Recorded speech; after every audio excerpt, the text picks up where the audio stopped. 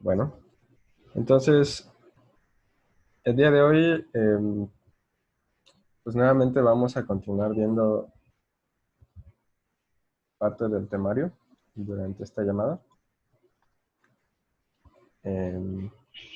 Aún no hemos visto, pues, que compartan comentarios o dudas sobre el material que hemos estado compartiéndoles por Moodle, salvo algunos comentarios que han hecho en los videos que subió Lalo.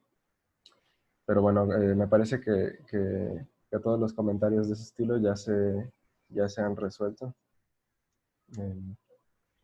O sea, en el mismo chat de los videos que se han compartido. Entonces, bueno, vamos a ver ahorita parte del temario, como ya dije.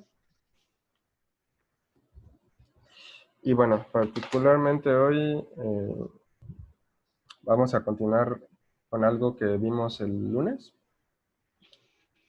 que fue esto de... a ver, un momento. Ok. Que fue esto de las otras normas que uno puede definir en RN, ¿no? Bueno, un par de ejemplos que vimos. Nada más un detalle, por favor, ayúdenme con sus micrófonos silenciados, por favor.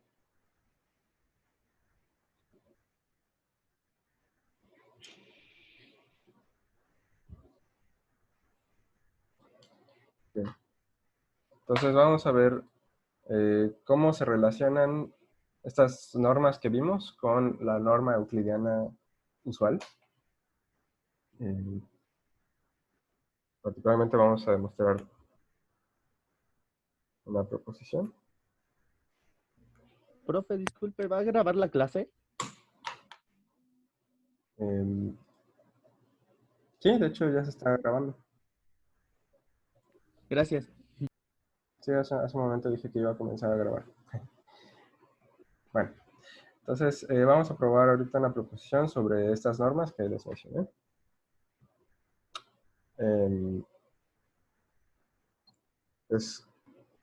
Nos dice, pues, cómo se relacionan estas con la norma euclidiana. Entonces, son dos incisos. El primero es sobre la norma infinita. Entonces, se satisface la siguiente desigualdad. La norma infinito de cualquier vector X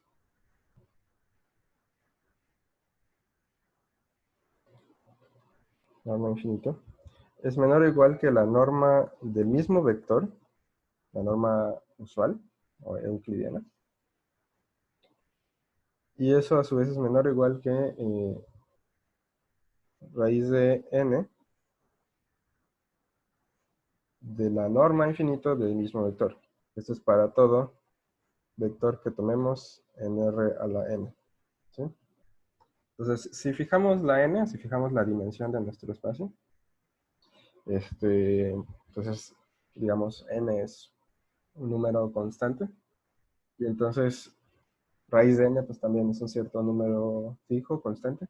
Entonces esto nos está dando pues como una desigualdad entre estas dos normas que podemos definir en nuestro espacio R a la n, ¿no? Y ahí pues la raíz de n es una cierta constante, ¿sí?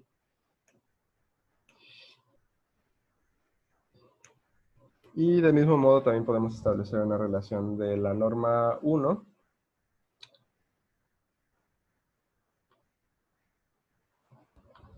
con la norma euclidiana. Y en este caso lo que vamos a tener es, por un lado,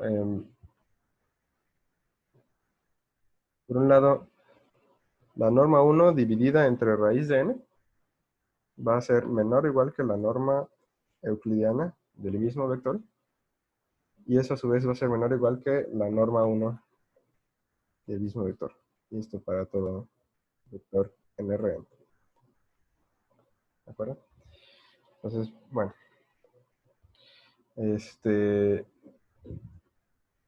Vamos a ver cómo se demuestra esta proposición.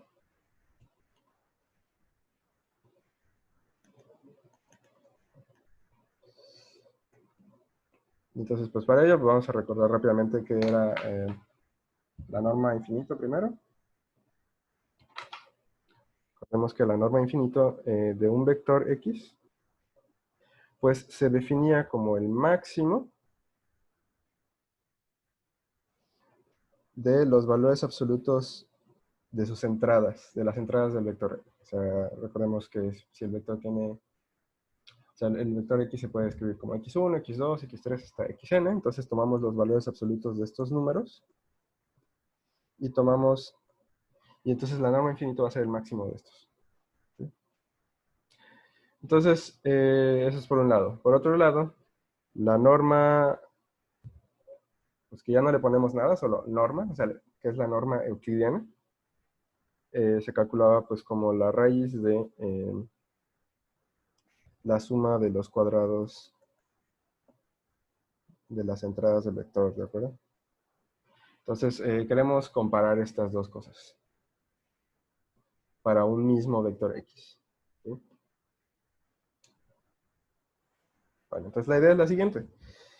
Si la norma infinito de un vector es el máximo de los valores absolutos de sus entradas, entonces, más o menos como mencioné en la videollamada anterior, va a haber alguna coordenada en donde ese máximo se alcanza, ¿no? Porque tengo n números, pues hay uno que es el mayor, ¿no? O digamos donde se alcanza el valor máximo. Entonces,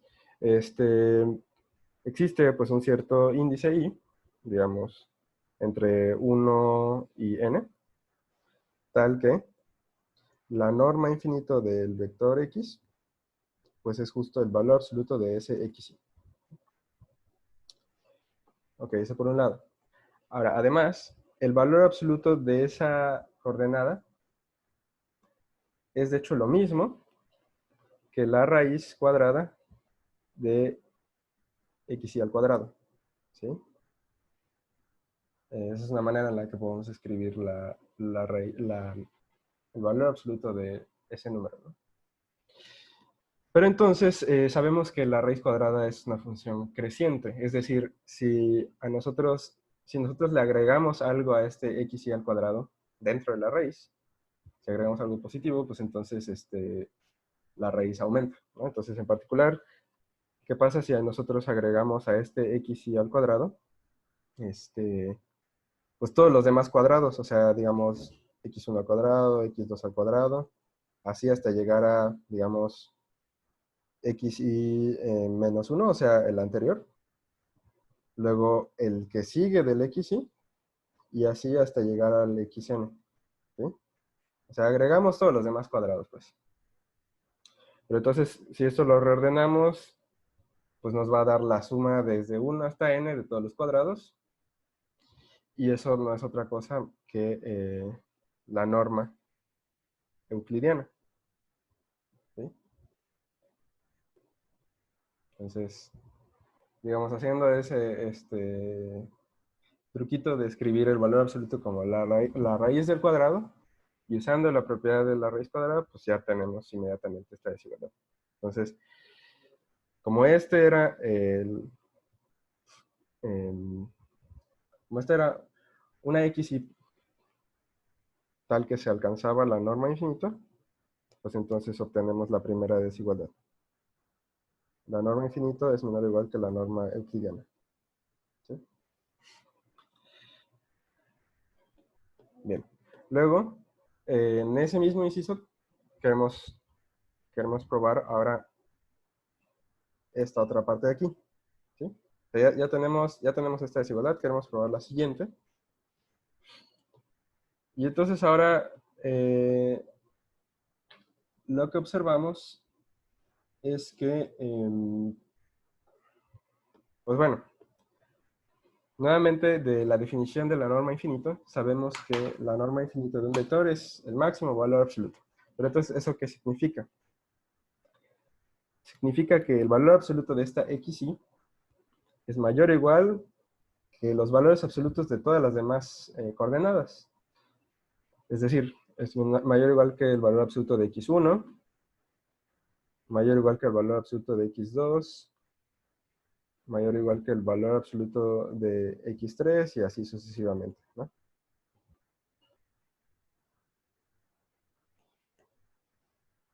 Entonces podemos hacer lo siguiente, si tenemos todas estas desigualdades, podemos sumar todas ellas, y de un lado tenemos n veces xy, ¿no? Entonces nos queda n veces valor absoluto de xy, y del otro lado, a ver, perdón. Bueno, perdón, antes de hacer esa suma, me confundí, me adelanté un pasito. Si tenemos todas esas desigualdades, pues también se vale si elevamos al cuadrado, ¿no? Porque son puros números no negativos, ¿no? Entonces, podemos elevar al cuadrado todas ellas, ¿sí? Y entonces ahora sí, sumamos, ¿ok? Entonces, por un lado, ahora sí vamos a tener n veces el cuadrado del valor absoluto de xy. Y del otro lado vamos a tener la suma de los cuadrados, ¿no? O sea, x1 al cuadrado, x2 al cuadrado y así. Eh, hasta xn al cuadrado. ¿Sí? Ahora, en realidad, esto de aquí pues es lo mismo que, pues si quitamos los valores absolutos, ¿no? Esto es lo mismo que x1 al cuadrado, x2 al cuadrado y así sucesivamente. Que a su vez pues es lo mismo que la norma euclidiana al cuadrado, ¿no? Mientras que de este otro lado teníamos la norma infinito al cuadrado, ¿no? Entonces lo que tenemos es, por un lado, n veces la norma infinito al cuadrado, norma infinito al cuadrado, y del otro lado tenemos la norma euclidiana al cuadrado. Entonces sacamos raíz cuadrada y pues de ahí nos sale que la otra desigualdad que queríamos, ¿no?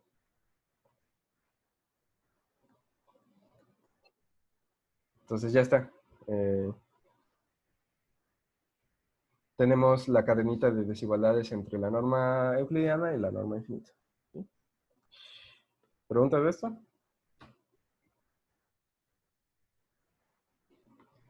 No. No, todo bien. Si tienen dudas, siempre pueden ponerlas en el chat, ¿ok? Para que vayamos en orden. Bueno, va. Entonces voy a continuar ahora con el otro inciso, que era las desigualdades entre la norma euclidiana y la norma 1. ¿Sí?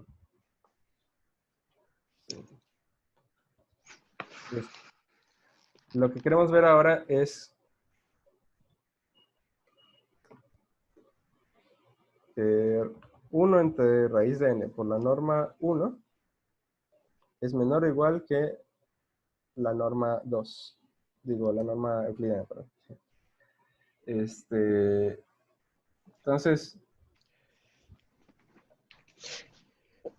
para ver esta desigualdad,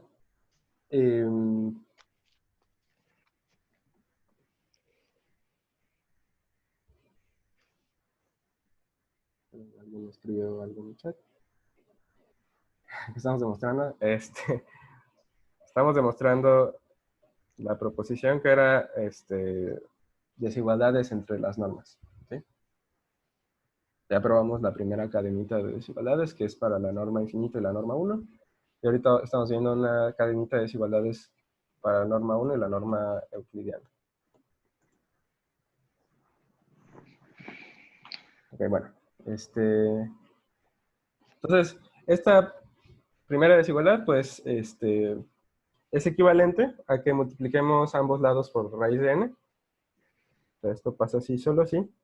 La norma 1 es menor o igual que raíz de n, la norma euclidiana del mismo vector. ¿Sí? Ahora, aquí vamos a utilizar un truco algebraico que ya mencionó Lalo antes, que es la desigualdad de Cauchy-Schwarz, ¿sí?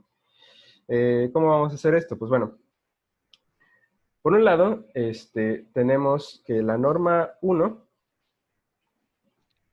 les recuerdo que la norma 1 era sumar los valores absolutos de las coordenadas del vector x. Entonces, esto es valor absoluto de x1 más valor absoluto de x2 más valor absoluto de xn, ¿no? Eso es por un lado. Por otro lado, la norma euclidiana, pues ya vimos que es la raíz de los cuadrados, ¿no? Ahora, esta suma de valores absolutos nosotros la podemos escribir. O sea, esta es la parte así como circulenta. Lo podemos escribir como cada valor absoluto multiplicado por 1, ¿no?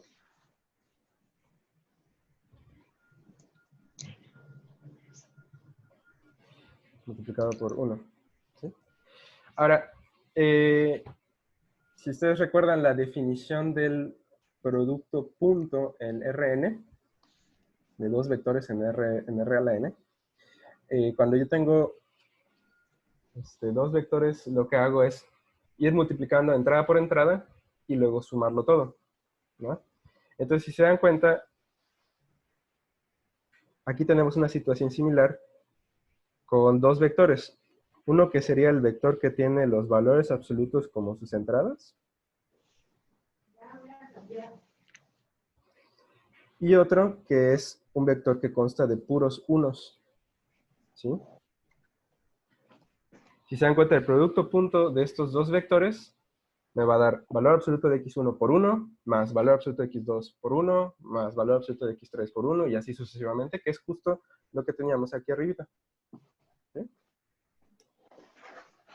Entonces, bueno, viéndolo de esta forma, tenemos un producto punto de dos vectores. Ahora podemos aplicar la desigualdad de Cauchy-Schwarz, y lo que obtenemos es que esto es menor o igual que las normas euclidianas de estos dos vectores multiplicados, ¿sí? O sea, la norma del vector que tiene estos valores absolutos como sus coordenadas por la norma del vector que tiene puros unos, ¿sí? Ahora, a ver, ¿qué es cada una de estas normas? La norma euclidiana de este vector es, por definición, la raíz cuadrada de los cuadrados de todos estos, ¿no? Sería x1 al cuadrado más x2 al cuadrado y así, xn al cuadrado, ¿sí? Que a su vez, pues bueno, esto es lo mismo que simplemente x1 al cuadrado, x2 al cuadrado, ¿no? O sea, cuando elevamos al cuadrado, pues podemos quitar los valores absolutos. Y esto, pues, es justamente la norma euclidiana del vector x1, x2 hasta xn, que pues sencillamente lo escribimos como el vector x con la flechita, ¿no? Nuestro vector con el que estamos trabajando, ¿sí? Esa es una parte, esta parte de acá, ¿sí? Luego, la otra parte, la otra norma del otro vector, pues es algo también como muy sencillo de calcular. Si tenemos un vector que tiene puros unos, su norma euclidiana es la raíz cuadrada de los cuadrados de todos estos. ¿Pero qué es eso? Pues eso es 1 al cuadrado más 1 al cuadrado más 1 al cuadrado n veces, ¿sí? 1 al cuadrado pues es 1. Y si tenemos n veces 1, pues aquí nos sale raíz de n, ¿sí? Entonces ya tenemos las dos normas. Las dos normas que queríamos, ¿sí? Y entonces el producto de esas normas, pues es, por un lado, la norma del X por raíz de n, ¿no? Y eso, pues teníamos que era mayor o igual que la norma 1 de este vector.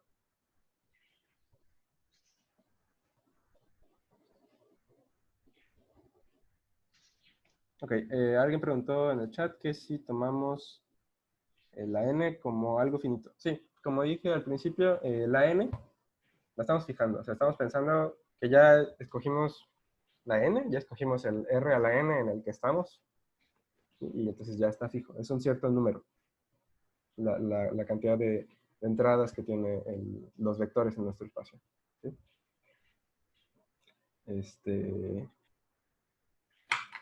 Bueno. Alguien preguntó si nos podemos regresar, pero bueno, como ya les había dicho, estamos grabando esta sesión y las notas las vamos a subir, entonces no es necesario. ¿Sí? Bueno, ok, entonces ya está, ya tenemos esta desigualdad que era, bueno, que si dividimos todo entre raíz de n, pues nos queda la que queríamos, ¿no?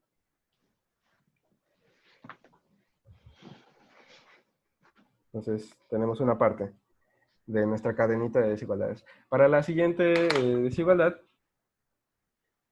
lo que queremos probar es que la norma euclidiana de un vector es menor o igual que la norma 1 de ese mismo vector. ¿Sí? Entonces,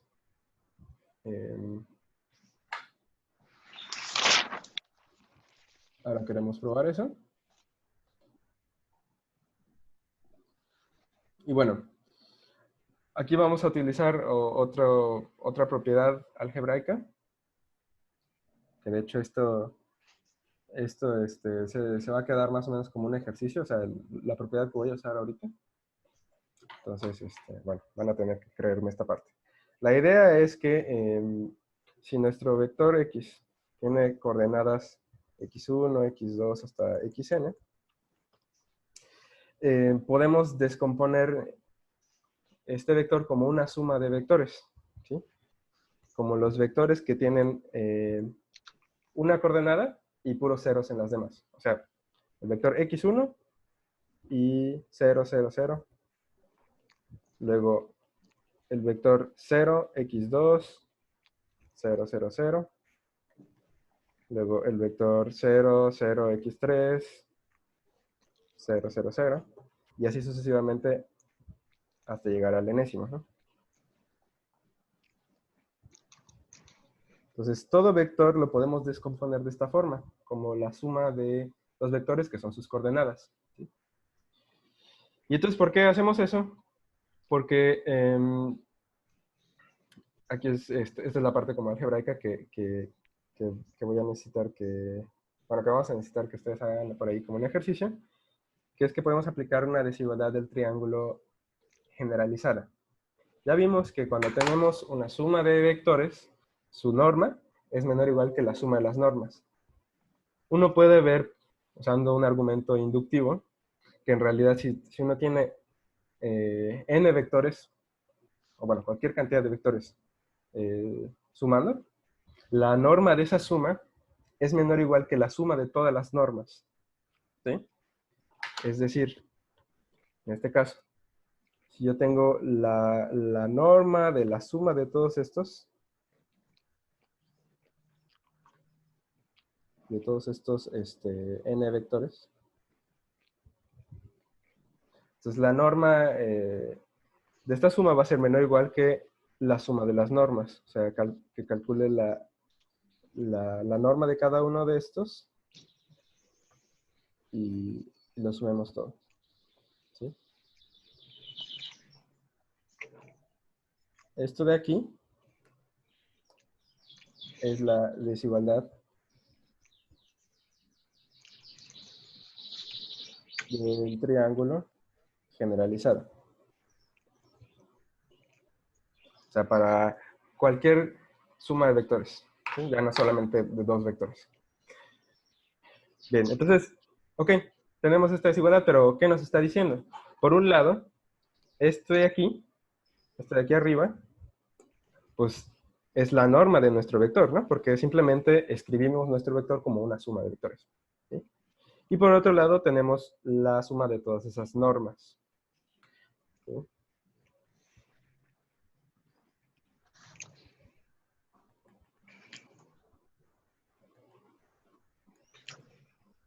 Ok, pero a ver, ¿qué es cada una de estas normas? ¿Qué es la norma del vector que tiene entradas x1 y puros ceros? Pues bueno, eso por definición de la norma euclidiana es la raíz de la suma de los cuadrados. Entonces esto es x1 al cuadrado más 0 al cuadrado más 0 al cuadrado más hasta 0 al cuadrado, ¿no? Pero bueno, entonces eso es sencillamente la raíz de x1 al cuadrado, ¿sí? Y eso es el valor absoluto de x1, ¿no? Análogamente, si yo calculo la norma, digamos, de el vector que es 0, x2 y puros ceros, eso me va a quedar el valor absoluto de x2. Y así sucesivamente hasta la última de estas normas, que era la del vector que tiene puros ceros, excepto en la última entrada. Y ese me va a quedar que tiene norma valor absoluto de xn. ¿Sí?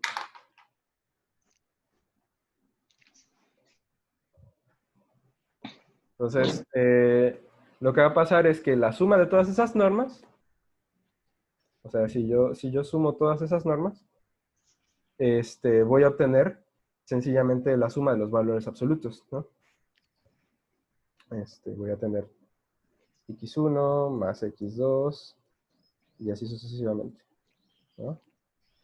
Entonces, lo que yo tengo es que la norma de mi vector, por un lado, la norma euclidiana de ese vector va a ser menor o igual que la suma de todos esos valores absolutos, ¿sí? Pero eso no es otra cosa que la norma 1 de ese mismo vector, ¿sí? Entonces, por un lado, la norma euclidiana menor o igual que la norma 1 de ese vector. Y esa era la otra desigualdad que queríamos ver. Entonces, pues bueno, ya está. Tenemos estas dos desigualdades que nos relacionan las normas que definimos con la norma que ya teníamos, la euclidiana, ¿sí? Ahorita como que no es tan claro qué quiere decir esto, pero lo que va a suceder en realidad es que vamos a poder relacionar propiedades de conjuntos abiertos de nuestro espacio R a la n y conjuntos cerrados que estamos definiendo a través de la norma euclidiana con propiedades de conjuntos abiertos y cerrados definidos con las otras normas, ¿sí? Al final eso es la razón por la que nos importan este tipo de desigualdades. Entonces, no es como algo fortuito, o sea, sí es algo que luego nos va a permitir como relacionar estos conceptos, ¿sí?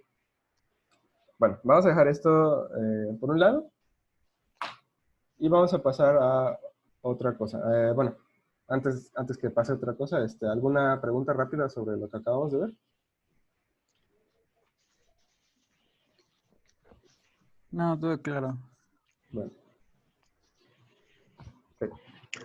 Entonces, ahora quería comentarles algo sobre pues lo que ya vimos en el material que estuvo subiendo Lalo, sobre ciertos tipos de conjuntos de puntos que uno define, que son estos de el interior, el exterior, la frontera, la cerradura de un conjunto, ¿sí? Entonces, en particular, voy a platicarles de dos conjuntos bien importantes que son el interior de un conjunto y la cerradura de un conjunto, ¿sí? Entonces, bueno, les recuerdo rápidamente lo que son estas cosas, ¿no? Cuando yo tengo un cierto conjunto, un cierto subconjunto de R a la n,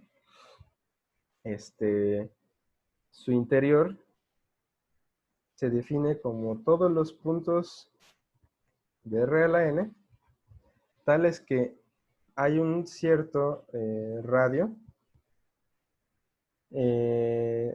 con el cual, si nosotros tomamos la bolita que está centrada en ese vector y que tiene ese radio, esa bolita queda totalmente metida en el conjunto A. ¿Sí? Esta descripción que puse aquí era por la cual decíamos que X, el punto X es un punto interior. ¿Ya? ¿Sí? O sea, esta es la descripción de puntos interiores. Entonces, lo que estamos diciendo es que el interior de A pues son todos los puntos interiores de A. ¿Okay? Es por un lado. Y por otro lado, el otro conjunto que les dije que iba a mencionar, que es la cerradura.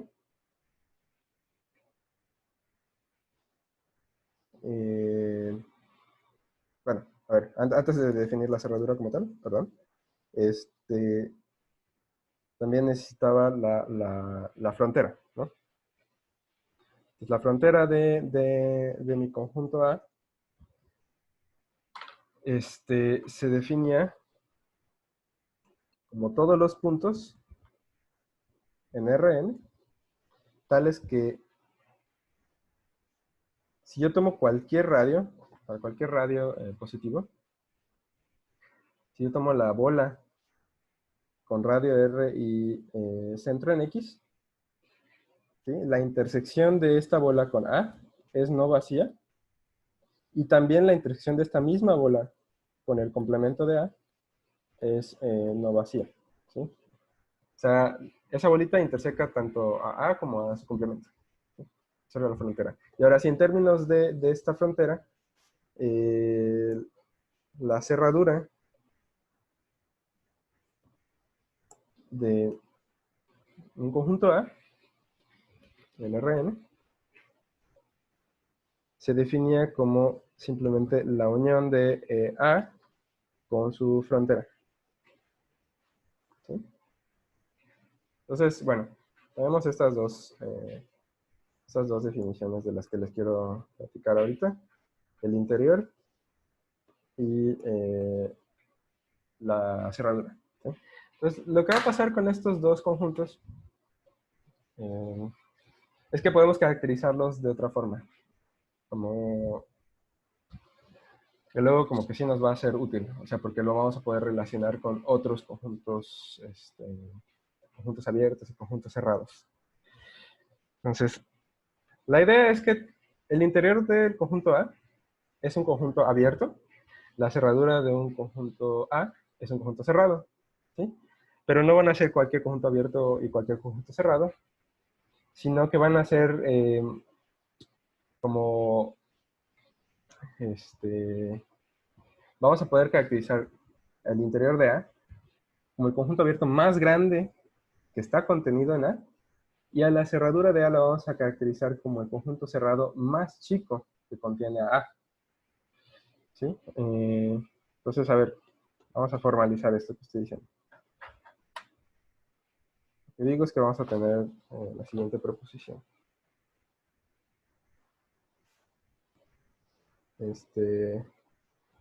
Dado un conjunto de Rn, por un lado, lo que digo es que el interior de A es el conjunto abierto más grande contenido en A, lo cual quiere decir que, bueno, por un lado, el interior de A es abierto, lo cual me parece ya se mencionó en los videos. No estoy muy seguro de eso, pero me parece que sí. Que ya vieron que el interior de un conjunto siempre es un conjunto abierto. Sí, Y sí, además, yo lo platiqué en un video. ok, y además, si tengo un cierto conjunto U abierto, que esté contenido en A, cualquier conjunto abierto que esté contenido en A, inmediatamente va a estar contenido en el interior de A. ¿Sí? O sea, cualquier abierto que esté en A, automáticamente está en el interior de A. Entonces, en ¿Me ese, podrías recordar que era un conjunto abierto? claro. Decimos que un abierto, un conjunto es abierto, digamos en este caso lo estoy llamando U. ¿Sí? Si, bueno, a ver, déjame dibujarlo otra vez, porque normalmente como que lo dibujamos así. Como que no tiene su borde, ¿no? Entonces decimos que U es abierto. Si cada vez que yo tomo un punto dentro de él, existe una bolita alrededor de ese punto que queda dentro de U. ¿Sí? Eso quiere decir que sea abierto. Sí, gracias. Ok, bueno. Entonces, en ese sentido, estamos hablando de abiertos aquí. Bueno, entonces, otra vez, lo vuelvo a repetir porque puede ser un poquito como medio un trabalenguas, pero es esto. El interior de A es el conjunto abierto más grande contenido en A, en el sentido de que cualquier otro abierto dentro de A fuerza está contenido en el interior de A. ¿Sí? Entonces, tenemos eso por un lado. Y el segundo inciso, sobre la cerradura, es que la cerradura del conjunto A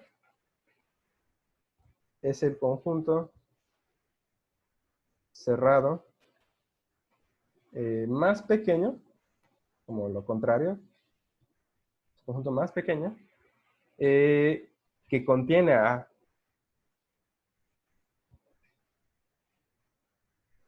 ¿Sí? Es decir, la cerradura de A es cerrado, por un lado, y aparte, si yo tengo un cierto conjunto C que contiene a A y es cerrado, entonces inmediatamente ese cerrado contiene a la cerradura de A. ¿Sí? Entonces, en ese sentido, o sea, lo que estoy diciendo es que cualquier cerrado que contenga A fuerza tiene que contener a su cerradura. ¿Sí? Entonces, digamos, si pensamos que la relación de estar contenido es como una especie de orden entre los conjuntos, pues siempre la cerradura es, digamos, menor que todos los otros cerrados. O sea, siempre está contenido en todos los otros cerrados que contienen A. ¿Sí? Y eso mismo está pasando con lo que dije del interior, pero al revés. Están preguntando que si no existe... Si no existen tiempos... Si quieres, yo voy contestando esas dudas. Ok, bueno. Ok. O sea, digamos que podríamos decir que este conjunto cerrado sería como, lo podríamos ver como un conjunto vacío que es como el más pequeño y además está contenido en todos, ¿no? Bueno, no, o sea, la cerradura no, en general no va a ser vacío. Ah, sí, sí, sí, no, no es vacío, pero, o sea, cumpliría como esa similitud. O sea, no en todo, pero la idea en general. Sí, bueno, o sea, la parte importante es que está contenido en todos los otros cerrados que contienen a A. ¿Sí? O sea, siempre que tú tomes cualquier cerrado que contenga A, de cajón, ese cerrado también va a contener a la cerradura de A. Eso es lo importante ahí. Como que si por algún motivo tenemos un cerrado que contiene A, podemos asegurar que la cerradura también queda en ese cerrado. También está dentro de ese cerrado. ¿Sí? Eso es lo que dice esta proposición. ¿Sí? Bueno. Entonces, vamos a ver cómo se demuestran estas propiedades. ¿Ok?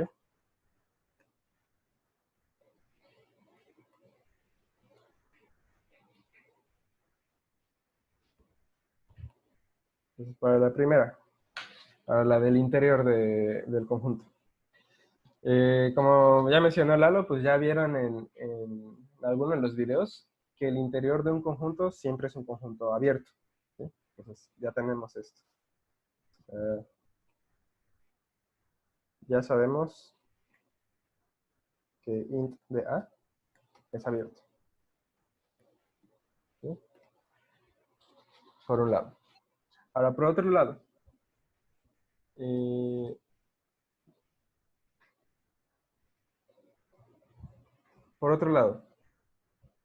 si tomamos un cierto conjunto abierto y A está, perdón, y ese abierto está contenido en A, lo que nos gustaría ver es que de hecho también está contenido en el interior de A, ¿sí? Entonces, queremos demostrar que U queda contenido en el interior de A. ¿Sí? Entonces, pues ¿cómo probamos que un conjunto está contenido en otro? La idea, o sea, normalmente lo que tenemos que hacer es tomar un punto arbitrario de, en este caso de U, y ver que, de hecho, ese punto arbitrario también está en el interior de A, ¿no? Y entonces lo que probaríamos así es que cualquier punto de U inmediatamente también está en el interior de A, y ya eso nos da la contenencia, ¿sí? Entonces, pues vamos a hacer eso. O sea, X, un punto que está en U, ¿sí? Ok. ¿Qué significa que esté en U? O sea, por un lado tenemos que U es abierto, y por otro lado tenemos que U está en A, ¿sí? Entonces, del hecho de que U sea abierto, nosotros podemos deducir que, que existe un radio positivo, tal que la bola con ese radio centrada en ese punto queda totalmente contenida en U. Eso es porque U es abierto. Ay, perdón. Porque U es abierto. ¿Sí? De eso sale esta implicación. Por otro lado, además, como U está contenido en A, pues entonces tenemos como una cadenita de contenciones, ¿no? Tenemos que la bola está contenida en U, que U está contenida en A, y entonces por transitividad de la contenencia, de la contención, como se diga, tenemos que la bolita también va a estar contenida en A, ¿no? Pero entonces ya está. Básicamente esto de aquí nos dice que X es un punto interior de A. Y por lo tanto, si X está en el conjunto int de A, ¿sí? Y entonces, como X era un punto arbitrario, pues lo que acabamos de probar es que U queda totalmente contenido en el interior de A, ¿sí? Entonces, pues ya está. Eso es prácticamente lo que queríamos probar para el primer inciso, ¿no? Cualquier conjunto abierto que estuviera dentro de A fuerza, también va a estar dentro del interior de A, ¿sí? Eso nos da la primera propiedad, ¿sí? ¿Preguntas de este primer inciso?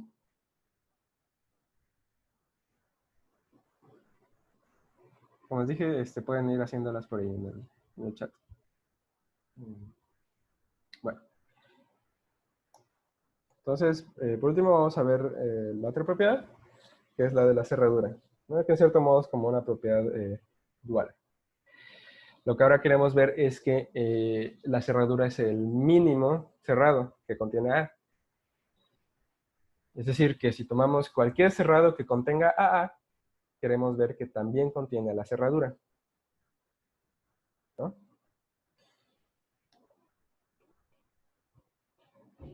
Entonces, bueno, antes de eso, algo que sí tenemos que asegurar era que la cerradura de A es un cerrado que contiene A, ¿sí? Pero bueno, eso también me parece que ya se vio en los videos. Entonces esa parte la voy a dar por sentada. Pero sí es como bien importante. O sea, para poder decir que, que la cerradura es el mínimo cerrado, pues sí hay que ver que es un cerrado y que contiene A. Entonces, eso sí había que probarlo, pero bueno, eso ya lo tenemos de antes, ¿sí? Entonces, eso ya está. Y entonces ahora lo que queremos ver es que si tomamos un cierto cerrado C que contiene a nuestro conjunto A, hay que demostrar ahora que ese cerrado también contiene a la cerradura de A, ¿no? Ok. Aquí hay otra propiedad que vamos a necesitar. ¿Sí?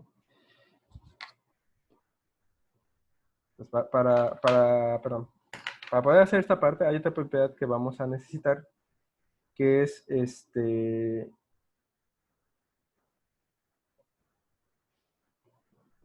¿cómo se definen los cerrados? Ahorita ya no lo mencioné. Hace un momentito me preguntaron qué era un abierto. Pero ya luego no mencioné bien que era un cerrado. O sea, nada más recordamos que cerrado significa que, bueno, se podía definir a través del conjunto y su frontera, pero hay una equivalencia, que es que un conjunto es cerrado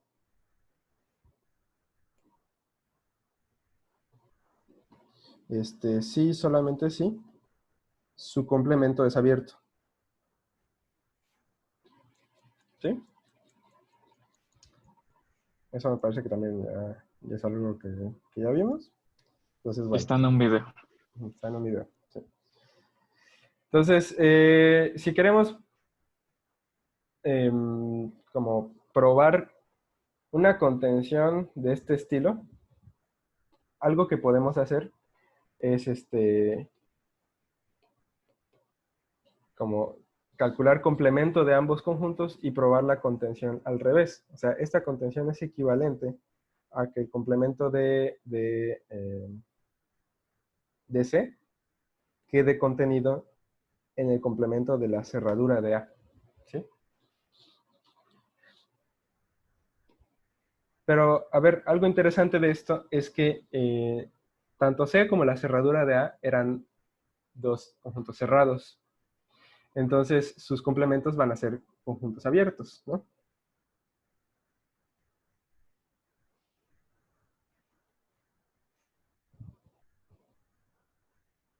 ¿Sí?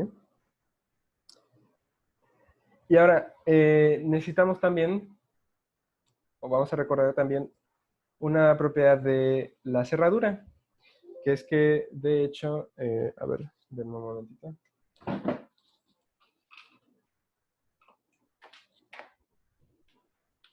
De hecho, sabemos quién es el complemento de la cerradura de A.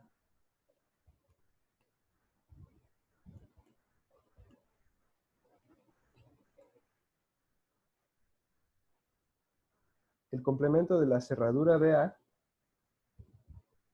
es el conjunto exterior de A.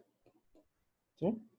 Esto no estoy muy seguro si también ya se mencionó antes.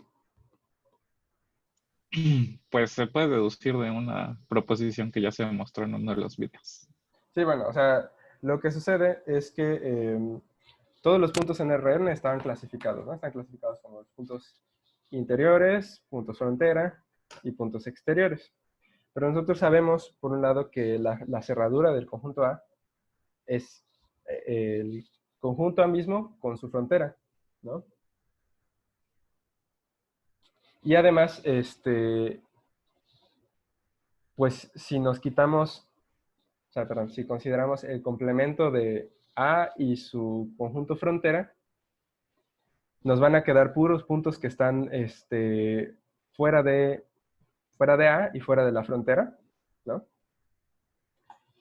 Y entonces esos puntos solamente pueden ser puntos exteriores por la misma clasificación que ya tenemos de nuestros puntos, ¿no? Entonces, de ahí uno puede deducir esta igualdad que acabo de escribir. Como dice Lalo, es algo que se deduce de esta proposición, me parece, en la clasificación de puntos, ¿no? Bueno, ok.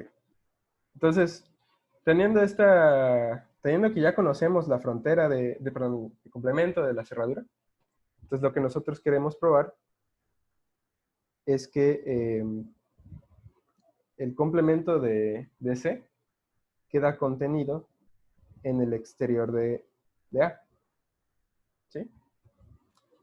Y a su vez, el exterior de A también sabemos que es el interior del complemento de A, ¿sí? Entonces, bueno, ahora lo que queremos demostrar es que la cerradura de C está contenida en el interior del complemento de A, ¿sí? ¿Por qué hago como que toda esta cadenita de equivalencias?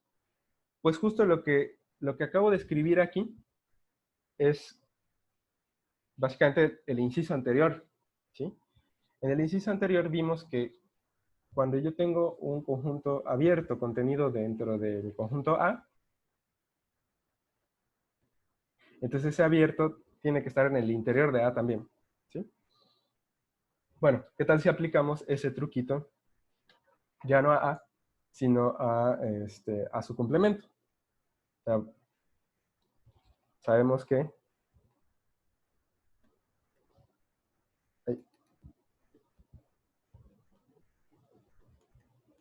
el interior de A complemento es el abierto más grande contenido en A complemento, ¿sí? Lo mismo que hicimos con A, pero ahora con A complemento, ¿sí? Pero entonces eso significa que cualquier abierto contenido en A complemento también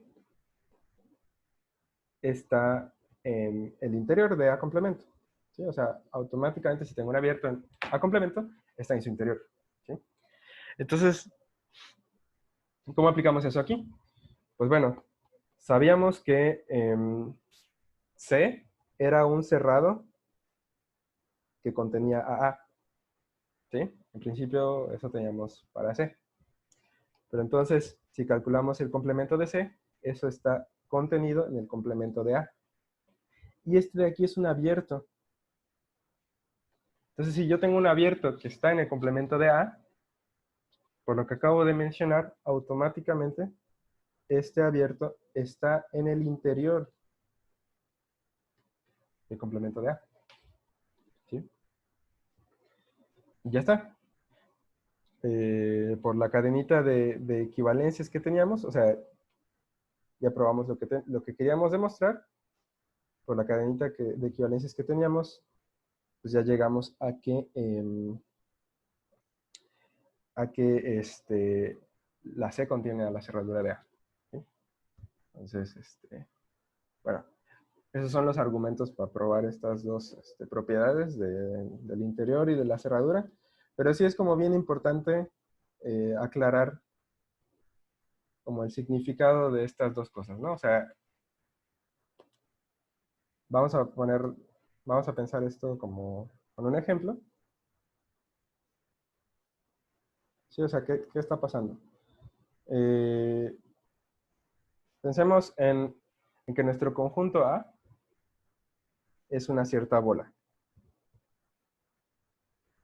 Digamos una bola abierta. O sea que tengo un puntito X y a su alrededor, pues,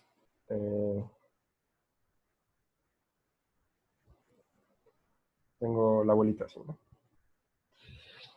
Entonces, bueno, como A es un conjunto abierto, sea, es una bola abierta. Ahorita vamos a pensar en la propiedad 2. ¿Sí? Déjame ilustrar la propiedad 2. ¿Cuál es la cerradura de A? Pues intuitivamente la cerradura de A va a ser como la bolita con todo y su borde y su frontera, ¿no? Porque justamente la cerradura de A era el conjunto A con su frontera.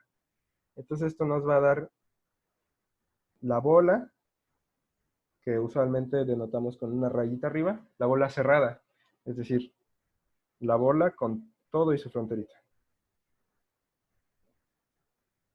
¿Sí? Entonces lo que nos está diciendo esta proposición, al menos la parte 2, es que si uno toma algún conjunto cerrado que contenga a la bola punteada, ¿no? La bola sin su frontera, entonces a fuerza ese conjunto cerrado tiene también que contener a la frontera de A, ¿sí? Tiene que también contener al conjunto cerradito, ¿sí? Esa es la idea como geométrica. Y pues en el caso del inciso 1, que era sobre el interior, si nosotros empezamos ahora con, digamos, la bola cerrada,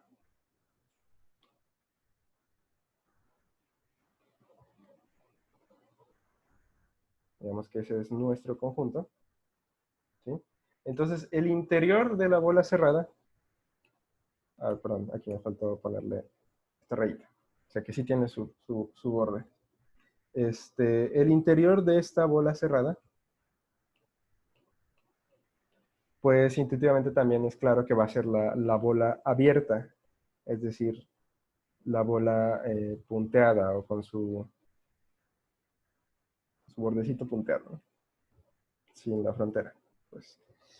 Y entonces lo que me está diciendo el inciso 1 de esta proposición es que si yo tengo algún conjunto abierto que esté dentro de la bola cerrada, ¿sí? Entonces a fuerza ese abierto no va a tocar la frontera, va a quedar totalmente dentro, es decir, va a quedar totalmente en el interior, ¿sí?